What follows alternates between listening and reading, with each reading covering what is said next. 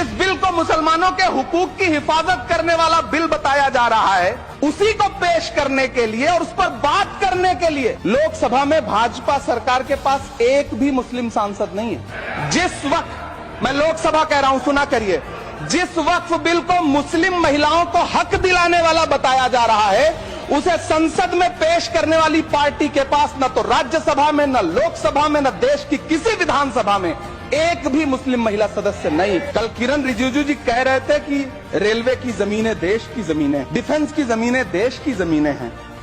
हाँ मंत्री जी हैं, बिल्कुल हैं। ये जो वक्फ की जमीनें हैं, ये हमारे पुरखों ने धार्मिक कामों के लिए डोनेट किया है।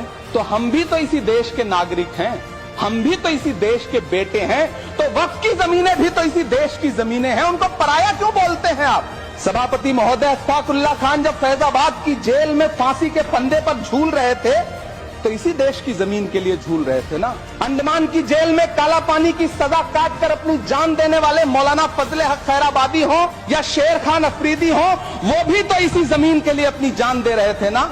सभापति महोदय, पाकिस्तान के खिलाफ लड़ते हुए अपनी जान देने वाले महावीर चक्र विजेता ब्रिगेडियर उस्मान हो या पाकिस्तान के पैटर्न टैंक उड़ाने वाला परमवीर चक्र विजेता वीर अब्दुल हमीद हो, वो भी तो इसी जमीन के लिए अपनी जान दे रहा था ना। और मंत्री जी, मैं इस सदन में अलग ऐलान ये कहता हूं कि जब भी इस देश की जमीन को लहू की जरूरत होगी, आपसे 2 कदम आगे इमरान खड़ा मिलेगा। ये मैं आपसे यकीन दिलाते हुए कह रहा हूं।